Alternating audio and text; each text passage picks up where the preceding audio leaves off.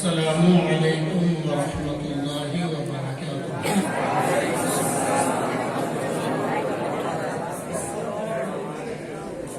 الحمد للہ رب العالمین والصلاة والسلام علی سید المرسلین وعلی آلہ الطیبین الطاہرین وأزواجه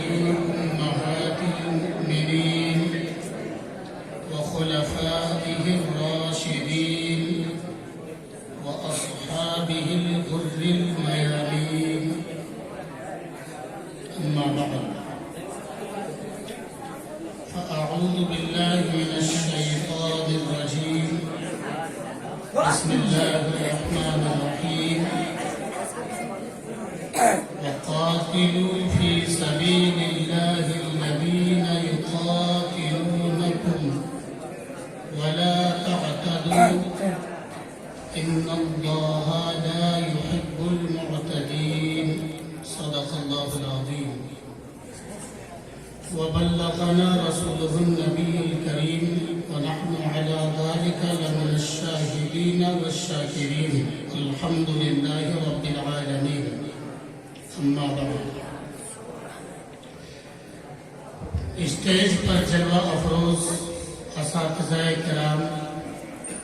سامنے بیٹھے مستقبل کے مجاہدین، ایک بار عقیدت و محبت کے ساتھ درود و سلام کا نذرانہ پیش کریں۔ اللہم صلی علی سیدنا مولانا محمد معدن الجود والکرم ومنبع العلم والحلم والحکم، وبارک وسلم صلاة وسلاما کثیرا۔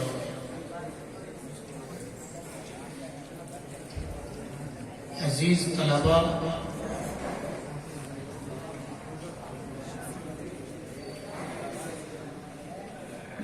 آج کا یہ پروگرام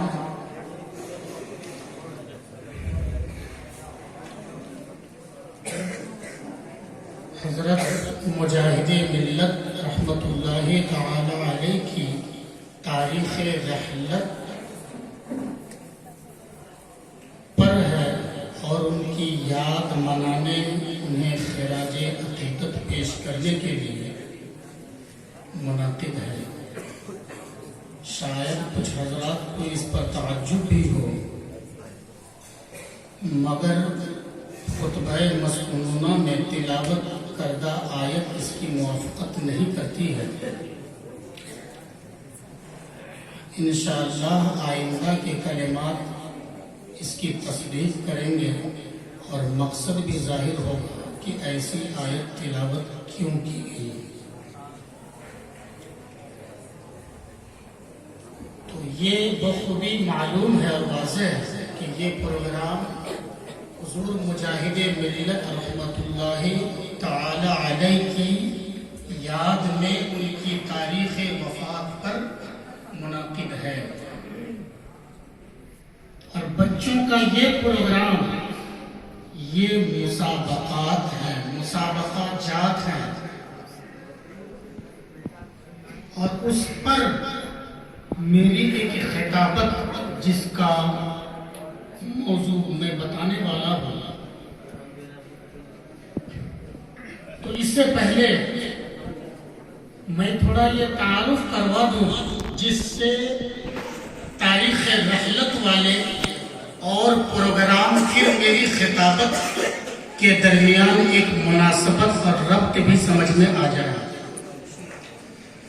حضرت مجاہد ملت رحمت اللہ تعالی علیہ کی شخصیت، ان کی عبقریت اور ان کے کمال کو سمجھنے کے لیے 3 اسٹیپ میں 3 طرح کی باتیں رکھوں گا، جس سے مجھے اندازہ ہے کہ ان کی شخصیت مختصر اور اجمالی طریقے سے نمایاں ہو کر سامنے آ جائے گی۔ پہلا تعارف حضرت مجاہد ملت کا یہ ہے کہ مصنف بہار شریعت صدر شریعت کی بافیض درسگاہ کے تربیت یافتہ ہیں، اور جو یہ کہا جاتا ہے کہ طلباء کے معیار سے اساتذہ کے معیار کا پتہ چلتا ہے، مگر کبھی ایسا بھی ہوتا ہے کہ اساتذہ کے معیار سے طلباء کی مہارت اور صلاحیت اور قابلیت کا بھی پتہ چلتا ہے۔ ظاہر ہے کہ جس برتن سے آپ نے علم، جس برتن علم سے اکتساب کیا ہوگا، اگر وہ برتن ادھورا ہو اور علم کمال درجے کا نہ ہو تو اس سے اکتساب کرنے والے کمال کیسے ہو سکتے ہیں؟ تو بہرحال حضور مجاہد ملت کی شخصیت کے اعلیٰ ہونے میں اور با کمال ہونے میں صدر شریعت حضرت علامہ امجد علی رحمت اللہ تعالی علیہ کی ذات والا بھی شامل ہے، ان کی یہ تربیت رہی۔ اور حضور مجاہد ملت کا دوسرا تعارف اس طور پر کہ آدمی پر اپنے ماحول کا اثر پڑتا ہے، جیسا کہ آدمی اپنے قرین سے پہچانا جاتا ہے، ساتھی سے اس کی صحیح شناخت ہوتی ہے اور ان کی شخصیت کا اندازہ لگتا ہے۔ حضور مجاہد ملت کے رفقائے درس میں ایک محدث اعظم پاکستان حضرت علامہ سردار احمد اور دوسرے حضرت علامہ مفتی رفاقت حسین اور تیسرے منجب علماء کثیر حافظ ملت والدین رحمت اللہ تعالی علیہم ہیں۔ ایسی بڑی بڑی عظیم شخصیتیں جن کے رفقائے درس ہوں، آپ ان کی شخصیت کا اندازہ بخوبی لگا سکتے ہیں کہ آخر وہ کس معیار کے ہوں گے۔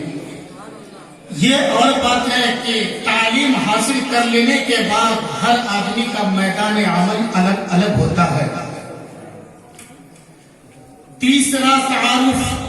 حضور مجاہد ملت رحمت اللہ تعالی علیہ کا خود ان کی پریکٹیکل زندگی ہے، ان کا کردار و عمل ان کا تعارف پیش کرتا ہے، اور وہ اس طور پر کہ وہ ایک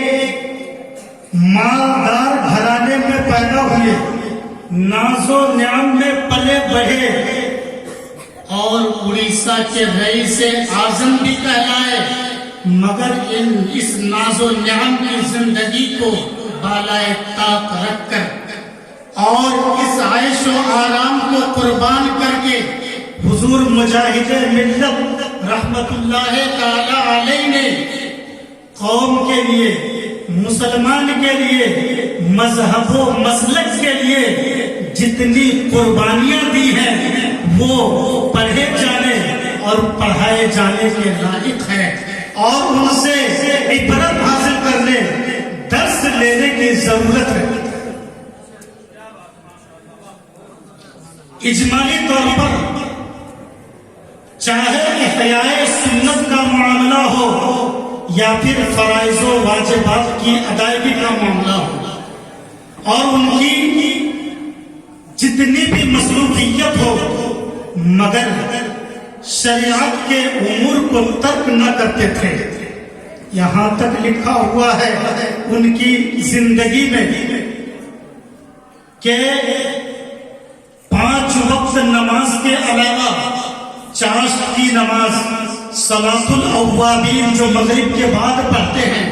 اور دوسرے اوراد و وظائف کے زبردست طریقے سے پابند ہیں۔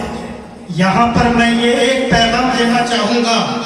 کہ اگر ان کی عقیدت کا بھرم بھرنے کے لیے، ان کی عقیدت اور محبت کا ثبوت دینے کے لیے اگر اس طرح کی محفل منعقد کی گئی تو میں کہوں گا کہ اگر وہ اتنے بڑے بزرگ، اتنے بڑے رئیس ہونے کے باوجود اگر انہیں فرائض کے بعد نوافل کی پابندی کی ضرورت پڑ رہی ہے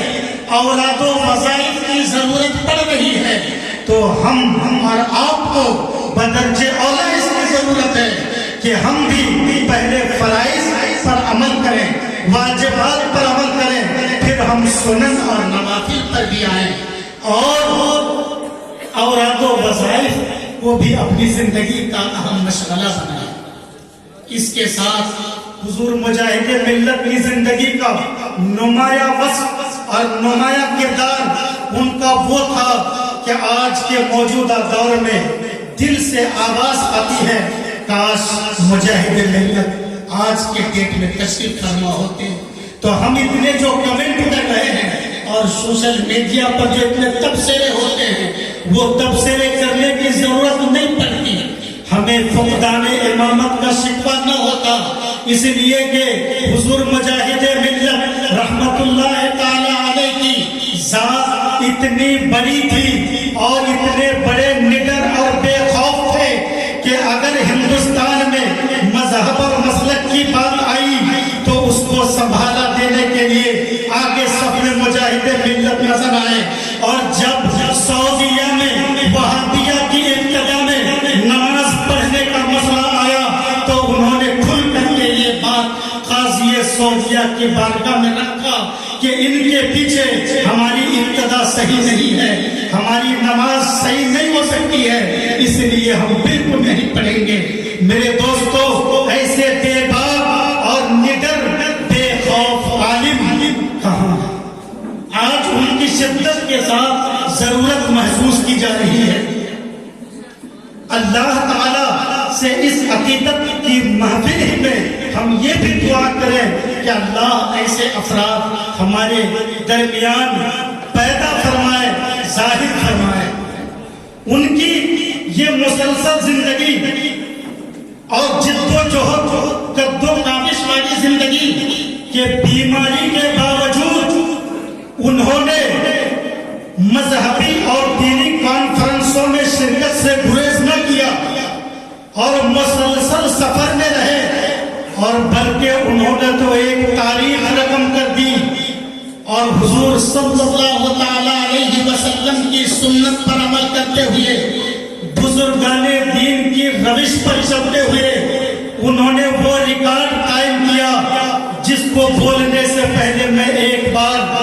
مدینہ اور مکہ کی سرزمین کا سیر کرانا چاہتا ہوں کہ جب مدینے میں دعوت و تبلیغ کا سلسلہ شروع ہوا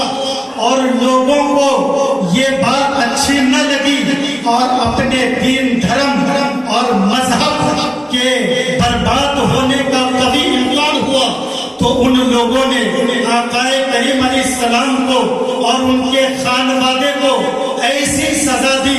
جس سزا کو تاریخ میں اور کتاب میں شیرز بنی ہاشم کا نام دیا گیا۔ میں بتانا چاہوں گا بعد کے دور میں بزرگان دین نے، علماء حق نے تبلیغ دین کے لیے اور اشاعت کلمہ حق کے لیے جو قربانیاں دی ہیں اور جیل کی سلاخوں میں گئے، سزائیں ان لوگوں نے برداشت کی،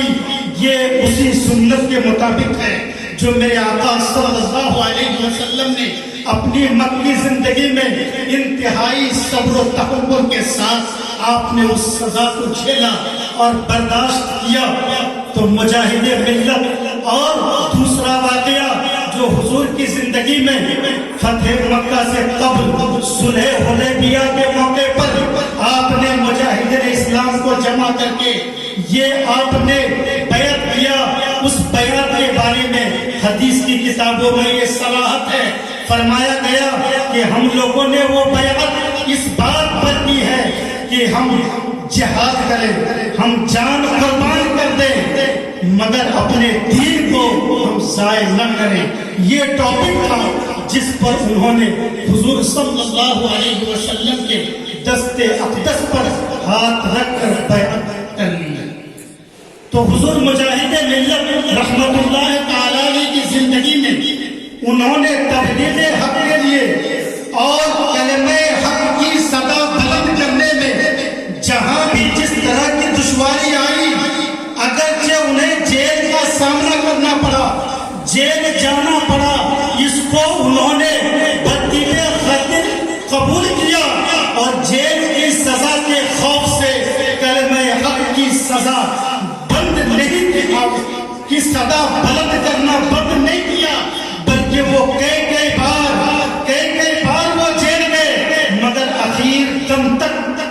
وہ کلمہ حق کی صدا بلند کرتے رہے۔ آج میں نے جو کہا کہ ایسی شخصیت کے فقدان کا شدت سے احساس ہو رہا ہے کہ ہمارے درمیان قائد نہیں ہے، اور جن کو ہم قائد تسلیم کر کے آ رہے تھے ہمیں احساس ہوا کہ وہ ایک خواب میں تھے، ہم وہم میں تھے کہ ہمارے قائد تو ایسے ہے ہی نہیں جو مجاہد ملت کی روش پر چلے۔ حضرت علامہ فضل حق خیر آبادی رحمت اللہ تعالیٰ علیہ کی روش پر چلے، یہ بیعت رضوان کی سنت کو زندہ کریں۔ یہ حضور مجاہد ملت کا ایک مجاہدہ، تو ان کی اس پریکٹیکل اور عملی زندگی کو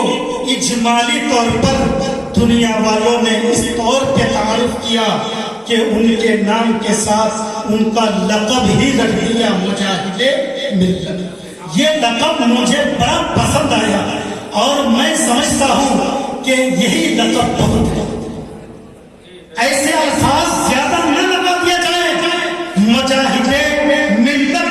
کوئی چھوٹا سا لفظ نہیں یا چھوٹا سا لفظ نہیں، اور میں یہ بھی نہیں کہتا ہوں کہ اتنے زیادہ الفاظ اور القاب نہ لگا دو کہ دوسرے الفاظ کے سیاق میں واقع ہونے کی وجہ سے مجاہد ملت کی جو سچائی ہے وہ بھی چھپ جائے۔ اس لیے جو مجاہدہ انہوں نے اپنی زندگی میں کیا اور عملی زندگی میں جو میسج دیا، وہ ساری خوبیاں لفظ مجاہد ملت کے اندر پنہا ہے۔ اس لیے اگر کوئی کہے مولانا حبیب الرحمان کا تعارف کیا ہے تو کہیں گے وہ مجاہد ملت ہے۔ اب آؤ عزیز طلبہ، آپ نے اسی مجاہد ملت کی تاریخ رحلت پر آپ نے مسابقہ جات پروگرام رکھا اور اس کا اختتام آج ہے۔ کیا مناسبت ہے؟ تو میں کہنا چاہوں گا کہ یہ تو آپ اپنے زبان حال سے یہ پیغام دینا چاہتے ہو کہ جب ضرورت پڑی تھی رد کرنے کی، اور جب مسائل و عقائد پر غلط لوگوں نے پروپیگنڈا کیا تھا اور مسائل و عقائد پر محبت و حقیقت پر کیچڑ اچھالا تھا، تو اس وقت اللہ رب العالمین نے بریلی کی سرزمین پر امام اہل سنت احمد رضا کو عطا کیا تھا، اور رد بدعات و منکرات کی کثرت ہوئی۔ انہوں نے اپنی حیات میں اس کا بائیکاٹ کیا، رد کیا، کئی رسالے تحریر کیے، اور جب انتقال ہو گیا پھر ان کے ولد اکبر کے خواب کے ذریعے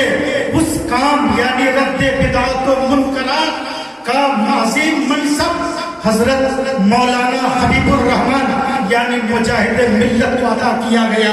اس موقع پر میں کہنا چاہوں گا کہ مجاہد ملت کی عقیدت اور ان کی زندگی کے خوشنما پہلو اور ان کے کردار و عمل کو بتا کر یہ بھی سب سے پہلے کہنا چاہیے کہ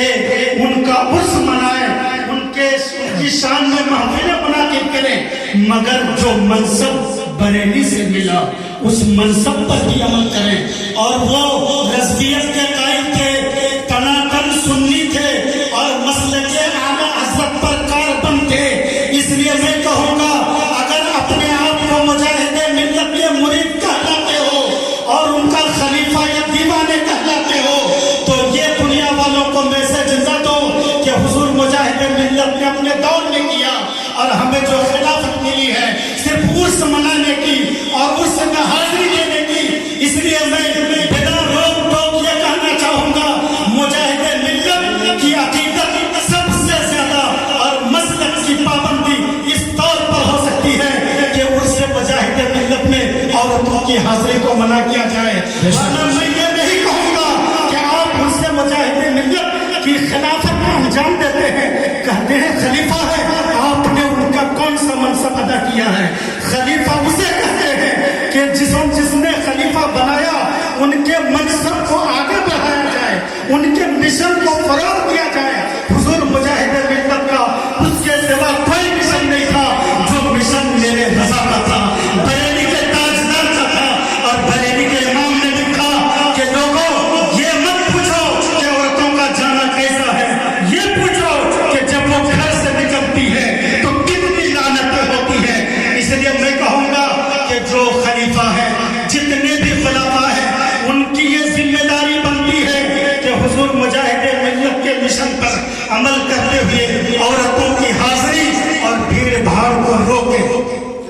اس کے بعد